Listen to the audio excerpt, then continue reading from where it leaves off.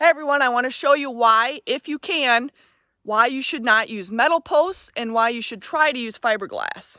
Even though we do got to understand that sometimes you got to work with what the farm has given you and what you've had there before. It's just going to mean that you're going to have a little bit more maintenance, checking the fences and making sure you find your shorts.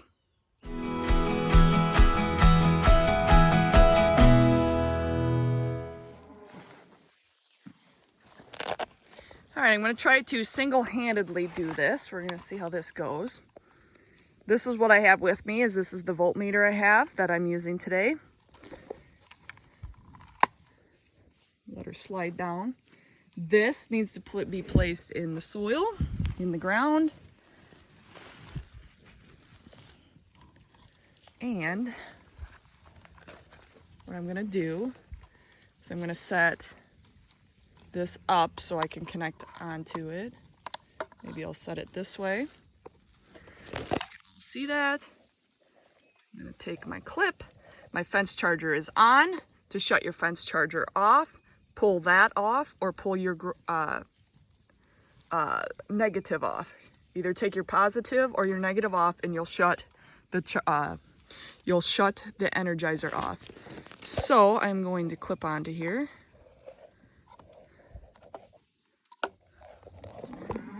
This is difficult with one hand.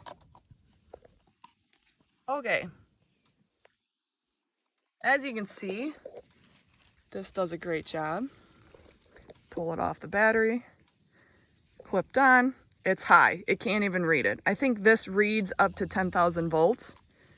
And I'm obviously above that, which is good.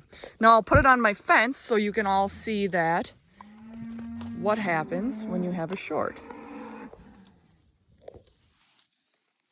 Here we go. Had to weave my hands around. Alligator camp is secure. Make sure it's on there secure. You don't want this to fall off. I'll come back and grab my voltmeter and we will set it on my fence.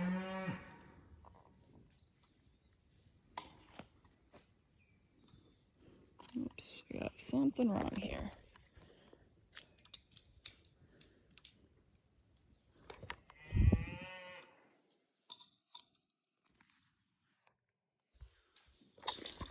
What do I do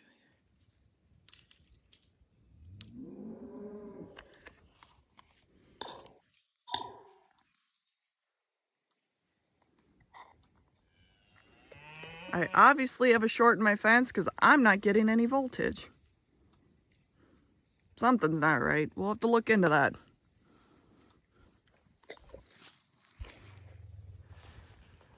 I let the girls into another paddock here, and I noticed my fence was not very hot. If you guys know me very well, I like to have, 4,000 to 5,000 volts on my fence. I want these girls to behave, and they don't need to go into my corn, which is about R3 right now, so it would be really good tasting to have roasting ears, which is that sweet corn status. So hopefully everyone's enjoying sweet corn right now, but it's that time of year. As I came and was driving along the fence, this is a great time for me to show you an example of if you can get by without using metal, using fiberglass rods. Here's an example of why. Most likely a deer jumped from there to here, here to there on that side of the fence. And now I now have created a short in my fence. So I was barely pulling any joules at all. It was at 0. I mean, it would register that it was on, but trying to work, but it wouldn't work. So I'm going to show you, I'm going to have to come back because I don't have any zip ties or anything or a new insulator to fix this.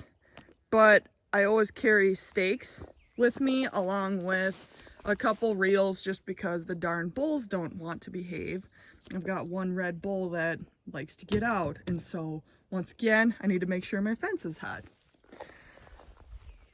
I'm going to use one of my O'Brien posts. Just going to go over it, hook it. So I just twisted it to hook it. I'm going to lift it up over. I'm going to set it down and in. Oh. She even got scared. 40's like, crud the fence. Okay, and I'll either have to come in and put a zip tie in here, or actually, since I don't have anything at all, I'll probably just replace this insulator. So I'll show you how many volts I have. Hey girl. I just have this in the Ranger. I don't have my actual remote controller. I'm gonna do this single-handedly. This end goes in the ground.